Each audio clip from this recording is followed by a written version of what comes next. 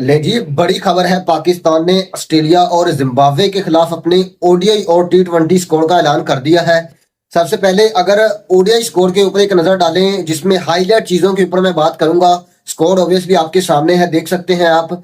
देखें, यहाँ पर आपको पहले अगर ऑस्ट्रेलिया के खिलाफ ओडीआई में बात करें तो आपको पाकिस्तान की टीम अपने मेन पेसर्स के साथ जाती हुई नजर आ रही है। आपको मोहम्मद हसनैन नजर आ रहे हैं, आपको शाहीन शाह अफरीदी, नसीम शाह और हारिस रऊफ नजर आ रहे हैं।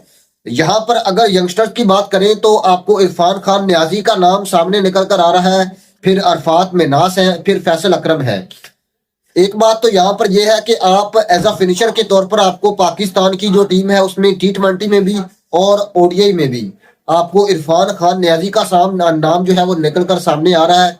क्योंकि पहले क्या सराहियां थी कि पाकिस्तान की टीम, वो जो एक फैसलाबाद का लड़का था, वो जो एक अब्दुल समद के नाम से एक मशहूर होने वाला लड़का, उसके ऊपर जाएगी। लेकिन पाकिस्तान ने सेफ एंड खेला। आई थिंक मेरे ख्याल से ये एक बहुत अच्छा फैसला है, क्योंकि देखें जो इरफान खान न्याजी है उसकी इनिंग जो है उसमें आपको एक डेथ नजर आती है, उसकी बैटिंग में आपको एक झलक नजर आती है एक मजे हुए बैटर की।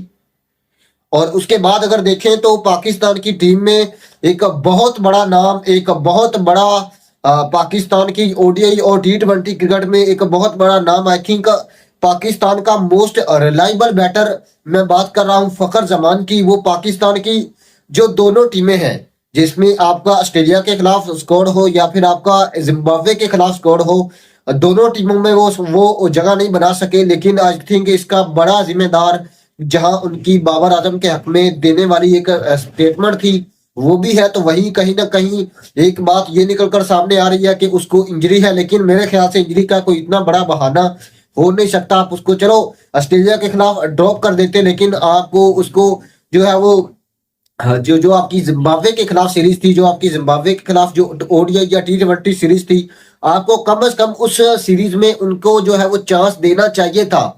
लेकिन फखर जमान अनफॉर्चुनेटली दोनों जो टूर है पाकिस्तान के, चाहे आप ऑस्ट्रेलिया के खिलाफ देख लें या फिर आप जिम्बाब्वे के खिलाफ देख लें, दोनों टूर्स में वो जगह नहीं बना सके हैं। और उसके बाद अगर देखें तो कामरान गुलाम की पाकिस्तान की ओडीआई टीम में वापसी हुई है, जो कि एक बहुत अच्छा साइन है। फिर आपको उसके बाद अगर देखें तो एक बहुत बड़ी खबर है कि टी20 में आपकी जो मेन टी20 टीम है, जो कि ऑस्ट्रेलिया के खिलाफ स्कोर है, उसमें आपको बाबर आजम और आपके मोहम्मद रिजवान जो है वो ओपनिंग करते हुए दिखाई दे सकते हैं। क्योंकि ऑस्ट्रेलिया के खिलाफ आपकी टी20 सीरीज में साइम अयूब आपको कहीं भी नजर नहीं आ रहे।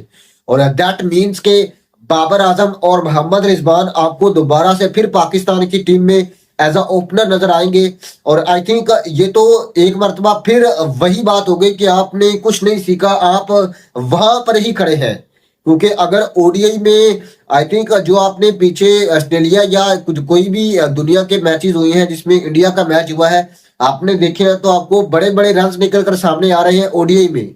और आप टी20 में भी देख लें, जिम्बाब्वे ने 345-43 रन बनाए, फिर इंडियन टीम ने बांग्लादेश के खिलाफ 297 रन बनाए। और ये चीज बताती है कि टी20 क्रिकेट कितनी ज्यादा तेज हो चुकी है। और आप अभी भी रिजवान और बाबर के ऊपर रिलाई कर रहे हैं। लेकिन इसमें एक बहुत और इंटरेस्टिंग बात जो मुझे निकलकर सामने आ रही है वो कप्तानी के हवाले से है। देखें, आपको जिम्बाब्वे के खिलाफ टी20 सीरीज हो, आपको ऑस्ट्रेलिया के खिलाफ टी20 सीरीज हो, आपको ओडीआई सीरीज हो जिम्बाब्वे के खिलाफ या फिर ऑस्ट्रेलिया के खिलाफ ओडीआई सीरीज हो, आपको सलमान अली आगा भी नजर आ रहे हैं, आपको मोहम्मद रिजवान भी दिखाई दे रहे हैं। सो इट मीन्स के ये तय करना बहुत ज्यादा मुश्किल है कि पाकिस्तान की कमान बाबर आजम सॉरी रिजवान संभालेंगे या फिर सलमान अली आगा संभालेंगे।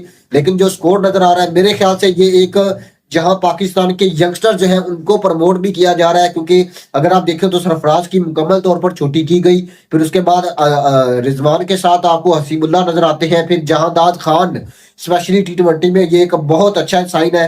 As a fast bowling allrounder मेरे ख्याल से जहांदाद खान पाकिस्तान के लिए एक लंबे अरसे तक जो है वो पाकिस्तान को रिप्रेजेंट भी कर सकते हैं। सो आई थिंक पाकिस्तान की जो टीम है उसमें ये जो चीजें नजर आई है, ये जो चेंजिंग नजर आई है, स्पेशली जो फखर जमान को बाहर किया गया है, ये तो आई थिंक मेरे ख्याल से एक ज्यादती है। और बड़े नाम जो है वो पाकिस्तान टीम ने बाहर किए हैं, जिसमें उसामा मीर और बाबर शादाब खान को लेकर डिबेट थी, लेकिन उसामा मीर को बाहर किया गया। फिर उसके बाद अगर देखें तो आपको इफ्तिखार अहमद नजर नहीं आते। फिर आपको उसके बाद अगर देखें तो और भी बड़े नाम, जिसमें आई थिंक जिनका कोई काम नहीं था, वो पाकिस्तान टीम में सिर्फ ट्रैवल कर रहे थे। और एक खबरें निकलकर सामने आ रही थी कि मोहम्मद आमिर को पाकिस्तान की टीम वापस लेकर आएगी, ना ही वो मोहम्मद आमिर वापस आए। और जितनी भी इमामुल हक वगैरह जैसे पाकिस्तान के ऐसे बैटर जो कि मॉडर्न डे क्रिकेट में अपने आप को ढाल नहीं सकते, पाकिस्तान क्रिकेट बोर्ड ने उनकी छुट्टी की है। और आपको अब्दुल्ला शफीक नजर आते हैं, आपको कामरान गुलाम नजर आते हैं मिडिल ऑर्डर में, फिर सलमान अली आगा है और अब्दुल समद की, जैसे मैंने आपको बताया कि जगह नहीं बना सके।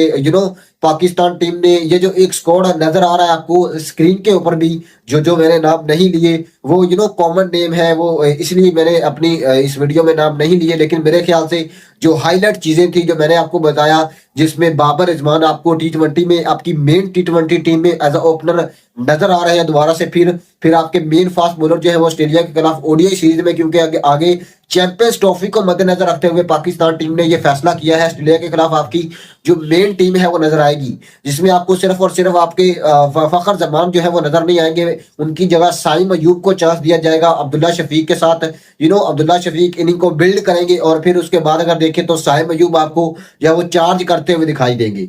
सो आई थिंक फखर जमान को अगर छोड़ दे तो बाकी मेरे ख्याल से ये एक बहुत अच्छा स्कोर है, स्पेशली ओडीआई का ऑस्ट्रेलिया के खिलाफ। और टी20 जो जिम्बाब्वे या ओडीआई के खिलाफ जो पाकिस्तान का टी20 स्कोर है वो तो एक आई थिंक इनमेच्योर स्कोर है। वो आपके तैयब ताहिर आपको नजर आते हैं, दूसरे यंगस्टर्स नजर आते हैं। तो उनमें तो आई थिंक अब पाकिस्तान के ये जो चंद कोई 5-10 जो 5-6 खिलाड़ी होंगे वो निकलेंगे, जो कि आगे आपको पाकिस्तान की टीम का ब्राइट फ्यूचर के तौर पर आप जिनको देख सकते हैं।